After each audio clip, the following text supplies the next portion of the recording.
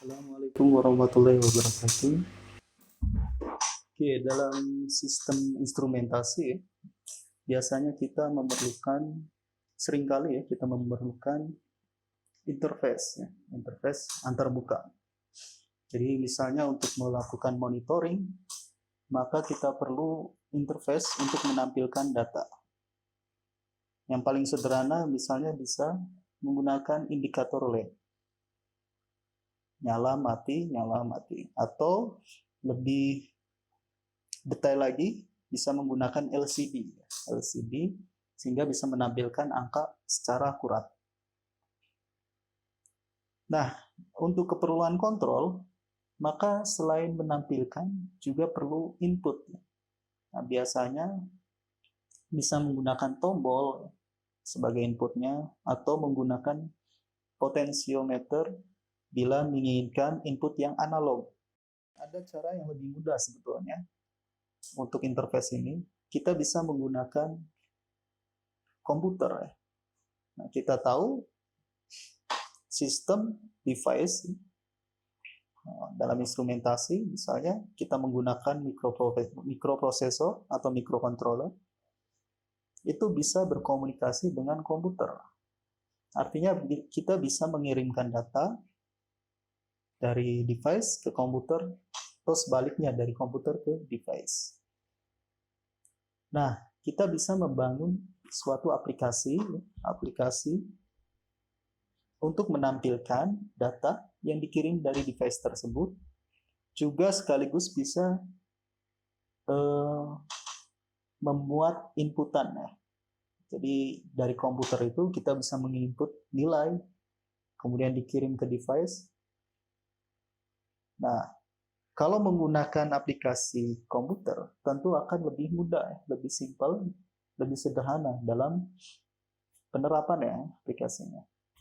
Juga karena tampilannya sudah digital, kita bisa menampilkan sebagus mungkin ya. Misalnya membuat dalam bentuk grafik yang real time atau dalam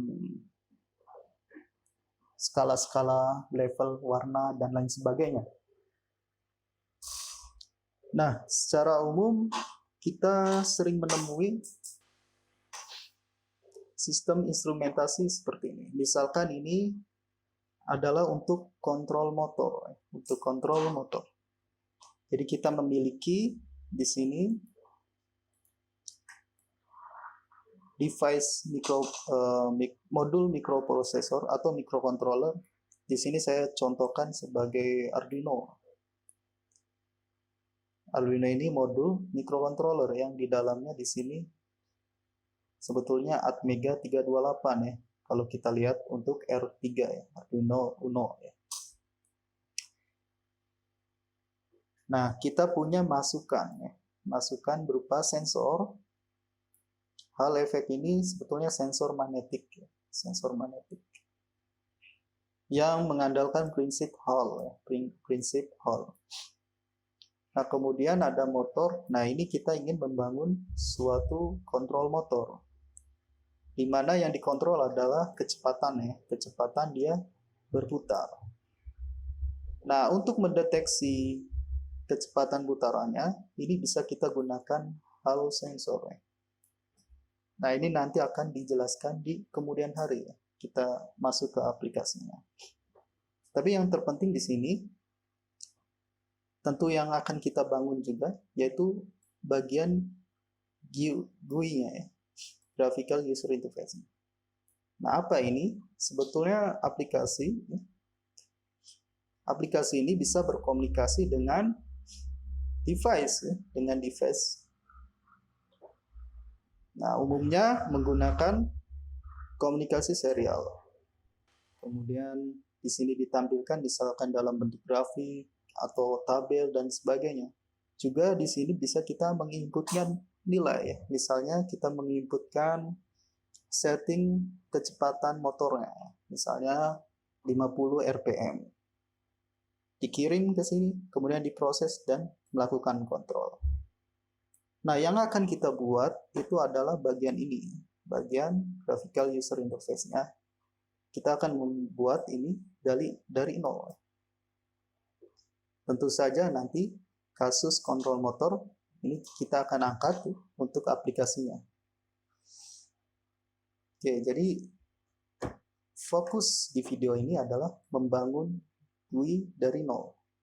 Tentu saja kita akan mulai dari dasar ya, mulai dari pengenalan tombol, pengenalan toolbox-nya ya, dan lain sebagainya. Untuk membangun GUI kita akan menggunakan Visual Studio ya, Visual Studio 2019. Nah, ini bisa kalian download di sini. Nah, kemudian nanti di sini ada Community 2019. Nah, saya menyarankan yang di-download adalah Community 2019 ya. Karena yang akan digunakan adalah ini. Nah, kenapa yang Community? Karena ini adalah versi free dan open source ya. Jadi bisa kita gunakan secara gratis. Selain itu, kenapa menggunakan Visual Studio ya? Karena ini penggunaannya sangat mudah, juga cukup lengkap ya, ini ya fasilitasnya. Kalaupun di sini tidak ada yang kurang fasilitasnya, karena dia open source, ya, tentu ada orang-orang yang sudah membuat library ya, yang bisa kita gunakan kemudian ya. Nah, kalau ini sudah di-download, maka ini adalah tampilan awalnya setelah dibuka. Nah, kita coba membuat file baru. Nah, yang akan digunakan adalah Windows Form ya, Windows Form Application. Jadi Windows Form bisa dicari di sini. Kalau belum muncul di sini, bisa dicari di sini. Form. Windows Form Application. Tapi kita pilih yang C#. Nah, yang akan digunakan di video ini adalah kita menggunakan C#. Artinya kita akan menggunakan bahasa pemrograman C#. Ya.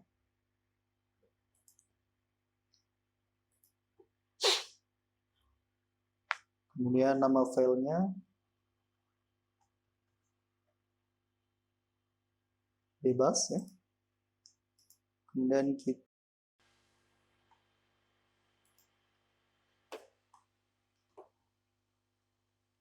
di sini kita bisa memilih ya, frameworknya berapa. Sebetulnya kita bebas ya memilih, tapi tentu saja framework yang lebih tinggi pasti lebih lengkap ya. Tapi masalahnya adalah belum tentu semua komputer sudah support yang 4.7.2. Nah, ini misalnya kita menggunakan yang 4, artinya kemungkinan besar hampir semua komputer yang sekarang terinstall itu sudah memiliki framework 4. Create.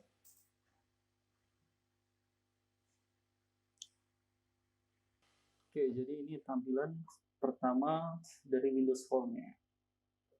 Nah, di sini ada Form 1. Kemudian di sini ada Property. Nah, pemrograman di Windows Form ini dia menggunakan berbasis objek ya. Apa yang dimaksud dengan berbasis objek ya? Atau kita sebut sebagai object oriented ya. Kalau kita misalnya memiliki motor, tentu motor punya komponen-komponen. Misalnya motor memiliki komponen roda, mesin, jok, knalpot, dan lain sebagainya. Nah, komponen-komponen ini yang kita sebut sebagai properti. Jadi motor ini adalah objeknya motor, kemudian propertinya ada roda, mesin, jok, dan lain sebagainya. Nah, ternyata misalnya roda juga memiliki properti lagi. Jadi, misalnya jumlahnya ada berapa, warna, ban, pelek, dan lain sebagainya. Kemudian bisa kita lihat nilainya, nilai. Jadi untuk memanggil nilai itu kita mulai dari objeknya terlebih dahulu. Objeknya apa? Motor. Properti yang ingin kita kasih nilai adalah roda. Nah, di roda ini apa yang ingin kita kasih nilai? Jumlah, yaitu 2. Ya, kita kasih nilai 2. Bisa juga kita ingin memberi nilai warna. Motor, roda, warna. Nah, tapi untuk warna ini, misalnya, kan nilainya tidak angka ya, bukan angka. Bukan angka 1, 2, 3, dan seterusnya. Tapi nilai dari warna ini merupakan objek juga, yaitu objek warna.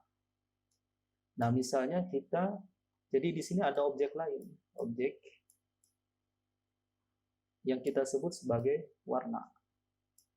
Nah, sehingga ketika kita ingin memberi nilai pada motor roda warna ini, kita harus menyebutkan objeknya, warna apa? Misalnya warna hitam. Jadi di objek warna ini ada properti hitam.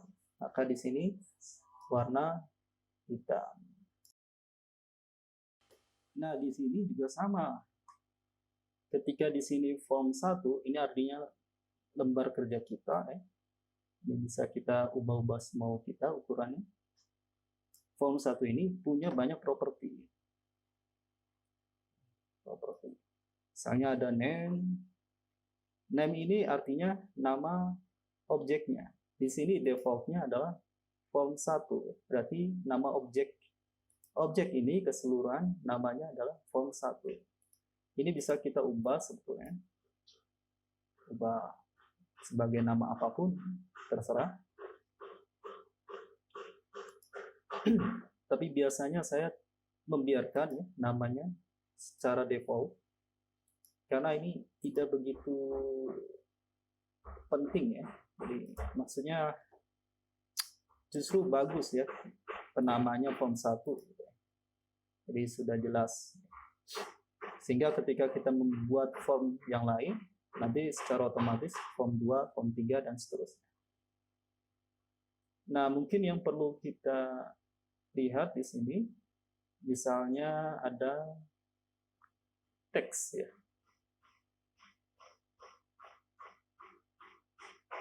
Mana teks? Nah, ini. Teks ini artinya teks yang di-display di bagian sini. Jadi ini kan form 1. Karena di sini teksnya form 1. Kita bisa ganti misalnya GUI. Maka di sini ada GUI. Misalnya kita download motor control. Oke lah, kita mulai dari GUI saja dulu. Nah, kemudian di sini ada icon sebetulnya ya. Ada icon, bisa kita ganti di bagian icon di sini. Nah, untuk icon ini kita harus punya file yang dengan format ya, .echo ya, .echo. Tentu saja bisa kalian cari di sini ya, icon arsip. Kalau mau bikin sendiri juga boleh, tapi kalau mau nggak ribet, ya, kalian bisa cari di sini, misalnya motor. Nah, ini bisa kita gunakan icon yang misalnya ini ya, misalnya. Tentu kita perlu yang .echo ini. Save.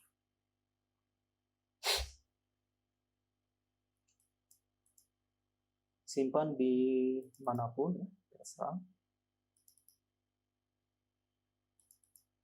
Misalnya kita simpan di sini.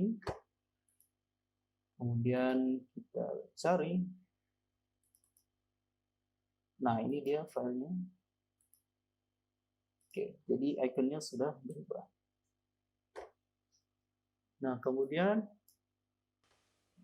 sebelum kita serius ya membuat GUI, kita coba explore terlebih dahulu beberapa fungsi-fungsi tools yang ada ya. Misalnya yang penting dan pasti kita akan gunakan, misalnya button, tombol ya, kemudian text box.